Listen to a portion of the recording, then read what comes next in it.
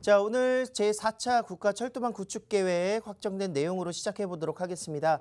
자, 지난 6월 29일이었습니다. 국토교통부 제4차 국가철도망 구축계획이 최종 확정을 했습니다. 지난 4월에 공청회를 통해서 다양한 노선들이 검증이 됐고, 그런 노선들 중에서도 이제 확실하게 추진될 수 있는 지역들과 또 추가될 수 있는 검토될 수 있었던 지역들이 최종 확정이 되었다, 이렇게 볼 수가 있겠는데, 자, 국가철도망 구축계획이 중요한 이유 중에 하나는 향후 10년 동안의 국가의 철도망에 대한 투자 계획들이 확연하게 나타나는 모습들이기 때문에 이 토대로 이제 앞으로의 철도 구축들은 이루어질 것이다, 이렇게 예측을 해보실 수가 있겠습니다. 자, 철도 운영에 대한 효율성 제고와 함께 더불어서 단절되어 있는 구간들을 연결하고 이제 병목 구간들에 대해서 선로 용량들을 확충시키는 내용들이 첫 번째로 담겨져 있었고요. 그리고 고속철도의 운행 지역들을 확대하면서 그런 지역들 간의 거점 간의 이동 속도를 더욱더 늘리겠다라는 내용들을 굉장히 많이 갖추고 있었습니다. 자, 그리고 이제 수도권과 비수도권 지역들의 교통들의 그런 원활한 움직임을 위해서 광역철도의 확대를 이제 많이 이야기를 했었던 내용인데, 지방 대도시권의 그런 조성과 함께 더불어서 이런 대도시권의 지방 수도권들이 같이 함께 원활하게 유기적으로 움직이려면 이런 광역철도망의 확대로 인해서 국가 균형 발전에 가장 중요한 요소들을 갖춰야 된다, 경쟁력을 갖춰야 된다, 이런 내용들이 담겨져 있고, 마지막으로 수도권 지역들에서의 교통 혼잡 문제, 특히나 이제 4기 신도시라든가 기존 1, 2기 신도시들의 가장 큰 문제점들의 하나였으니 이런 출퇴근 시간의 교통 혼잡이라든가 도로의 구축들의 인프라가 잘 갖춰지지 않은 상태에서의 그런 문제점들이 많았었는데, 이런 문제를 해소하고 산업철도의 노선들을 이제 조성하면서 굉장히 원활한 이제 국가 철도망 구축 계획의 마지막 지점까지 가도록 하겠다라는 내용이 담겨져 있습니다. 자, 실질적으로 이제 전국적인 지역들에서 약 44개의 58조 원 정도가 이제 투입이 되면서 신규 사업들이 이렇게 추진이 된다라고 이야기가 나와 있었는데요. 효율성 제고 사업들과 그리고 거점 간의 고속 연결 사업들, 그리고 비수도권의 광역철도 확대 사업들, 아울러서 이제 산업 기반 조성이라든가 교통 혼잡, 수도권 교통 혼잡 해소 지역들로 이제 구성이 되어 있는 모습들, 총 44개의 이제 사업들이 같이 함께 추진되고, 그로 인해서 이런 부분들이 뭐 100%다 되지는 않겠지만 그래도 어느 정도는 과반수 이상은 추진이 될 것이다, 이렇게 생각을 해보실 수가 있겠습니다. 자, 대표적인 지역들 몇 군데 한번 살펴보도록 하겠는데요. 일단 수인분당선, 지금 현재 왕십리까지 강남권을 진출하는 분당선 라인들이 청량리역까지 이제 확장이 될 것이다, 이렇게 볼 수가 있겠습니다. 분당선이 청량리까지 간다는 것은 청량리의 GTX B노선과 C노선과의 연계성들, 그리고 강북 횡단선과의 그런 교차될 수 있는 환승들이 이루어질 수 있는 부분들이기 때문에 굉장히 획기적으로 가까우면서도 어떻게 보면 연결선들의 구심점이 형성될 것이다, 이렇게 기대를 많이 모으고 있고요. 특히나 이제 인천국제공항부터 시작을 해서 서울역까지 지금 구간들이 약 30분, 40분 정도 걸리는 철도망인데, 이런 고속철도, 지금 현재 공항철도를 고속화시켜서 25분 내로 도달할 수 있는 지역으로 만들겠다 이야기를 하고 있습니다. 실질적으로 이제 공항을 가는 데 있어서 김포공항이라든가 인천국제공항을 서울시에서는 이제 가야 되는데, 인천국제공항이 굉장히 빠른 접근성으로서 굉장히 원활한 철도 구축에 획일화된 이런 모습들 지켜볼 수 있을 것 같습니다. 자, 이어서 오금에서 시작되는 이제 하남시청까지의 3호선 연장선들인데 송파 하남선으로 이제 불립니다. 이곳 같은 경우에 이제 오금부터 시작을 해서 가밀지구라든가 교산 신도시까지의 접근성들이 더욱더 용이해지기 때문에 하남 지역에 어떻게 보면은 서울권의 직접적인 5호선과 9호선, 그리고 이런 3호선의 연장선으로서 입지가 더욱더 좋아지는 모습들을 기대해 볼 수가 있을 것 같고요.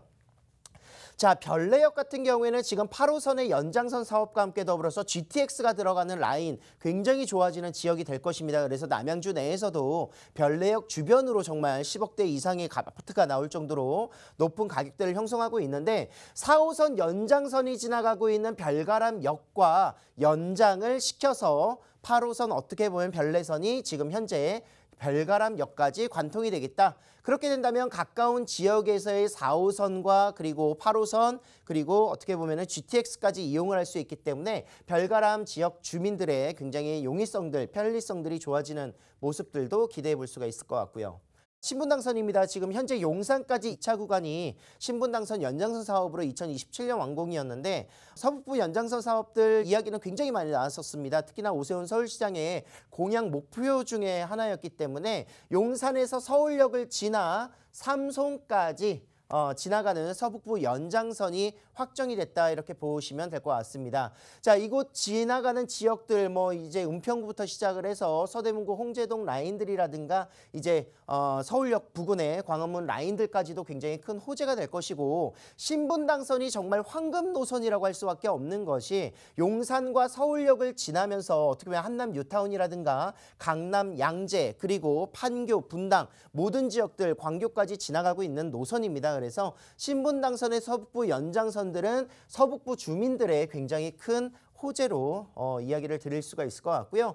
자, 고양시에서의 은평선, 지금 현재 은평구 라인들이 이런 교통 호재가 굉장히 많아졌어요. 그래서 은평구 지역 주민들의 굉장히 편리성들, 교통의 그런 어떻게 보면은 서울 외곽 지역으로서의 그런 교통의 개선들이 이루어져야 됐었던 부분들이 굉장히 많이 이루어졌다. 이렇게 볼 수가 있겠는데 자, 세절부터 시작을 해서 고양시청까지 연결되는 고양-은평선입니다. 자, 이것 같은 경우에는 이제 주변 지역에서의 신도시, 창릉 신도시가 가장 큰 수혜를 받을 수 있는 지역이 될 것이고 GTX 라인과 또 연결될 수 있기 때문에 결과적으로는 고양시청 지역 주민들이라든가 또는 세절역에 그런 GTX를 가려면은 이제 연신내역까지 갔었어야 되는데 창릉 신도시로 직접적인 연결이 가능하기 때문에 세절역 주변에도 굉장히 큰 호재가 될 것이다 이렇게 이야기를 드릴 수가 있겠습니다.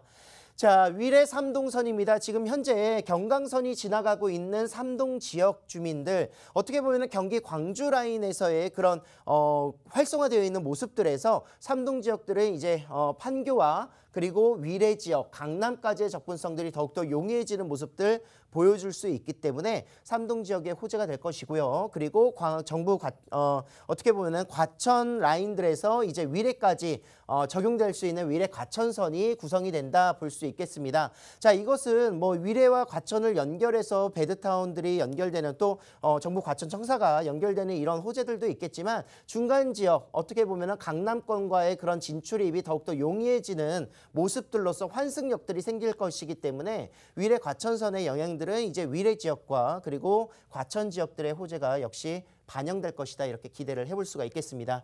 자, 마지막으로 GTX D 노선 가장 많이 걱정하고 고민했었던 지역일 것 같은데 실질적으로 GTX D 노선은 1차적인 목표에서는 강남권을 관통하는 노선으로 많은 기대를 모았습니다. 하지만 실질적으로는 이제 9호선과 중복되는 교차 노선들도 굉장히 많아질 것이고 그렇기 때문에 지금 부천 운동장까지 부천 종합 운동장까지의 연결선으로서 장기역부터 시작을 해서 검단을 지나 계양 그리고 대장 신도시 지나고 부천 종합 운동장을 연결하겠다라고 하는 것이 바로 GTX D 노선의 최종 확정 노선이다 이렇게 볼 수가 있겠습니다.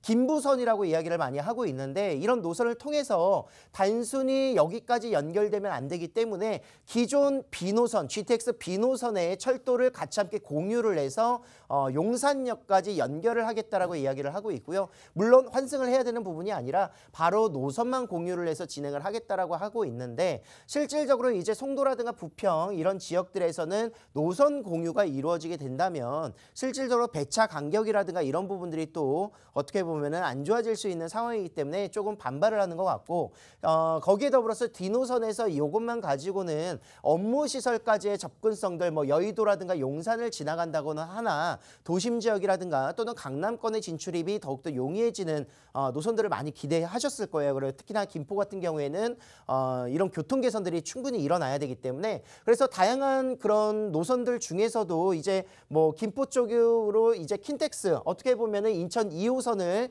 연장을 해서 킨텍스로 연장을 해서 킨텍스에서 GTX를 타고 강남권으로 진출하는 방법도 이제 방안으로 나타나고 있었었고 장기역에서 부천 운동장에서 서울역 그리고 삼성역까지 갈아탈 수 있는 이런 노선들 많이 이야기를 하고 있습니다. 그래서 어떻게 보면은 뭐 악재라고 하기에는 그렇고요. 김포 지역에도 훌륭한 교통 노선의 개선들이 이루어져야 되는데 뭐 5호선의 연장뿐만이 아니라 D노선을 통해서 영등포, 여의도, 용산 그리고 킨텍스에서 GTX A 노선을 따라서 강남권에 진출하는 방법으로 아마 선회가 되지 않을까 이런 생각들을 하고 있습니다. 자, 수도권 어떻게 보면은 철도 교통 개선으로 인해서 투자 방법을 이제 생각을 하셔야 될 것 같아요. 특히나 서울 지역 같은 경우에는 다양한 경전철 사업들이 지금 현재 추진이 되고 있고요. 거기에 더불어서 이번 발표됐었던 4차 국가철도망 구축 계획에 따라서 앞으로 새롭게 향후 10년 동안 개발될 수 있는 이런 지역들 투자할 수 있는 포인트가 굉장히 많을 것 같은데, 자, 중요한 것들은 지금 현재 2단계가 나와 있는 거죠. 구축 계획이 잡혀져 있다. 여기에서 가격 상승 분명히 나타날 겁니다. 왜냐하면 미래에 대한 그런 기대 가치로 인해서 가격 상승이 일어나고 바로 공사가 진행되는 건 아니겠죠. 타당성 조사를 하고요. 예타를 통과해야 되고, 그리고 기본 계획들이 수립되고 나서 바로 실시 설계가 이루어지고 착공이 들어간다 보시면 될 것 같습니다. 자, 언제 가격이 오를까요? 일단 기본적으로 구축 계획이 나오고 나서 사전 타당성 조사에서 통과를 해서 예타 통과가 되면 여기서 한번 또 가격이 큰 폭으로 올라가고, 기본 계획 수립과 함께 더불어 착공이 들어갔을 때 또 한번 움직임이 있을 겁니다. 그리고 결과적으로는 완공돼서 개통되는 시점에 가장 큰 또 미래 가치가 우선시 될 수 있기 때문에 아직 기회는 굉장히 많이 남아 있다. 그 중에서도 기회를 먼저 잡으려면 이 단계에서 먼저 움직이는 사람들이 사실상 가장 높은 세 차익이라든가 이런 가격적인 상승분들을 볼 수 있지 않을까 생각을 하고 있습니다. 자, 각 단계별로 지역 시세 및 가치 상승의 움직임들을 잘 포착하셔야 될 것 같고요.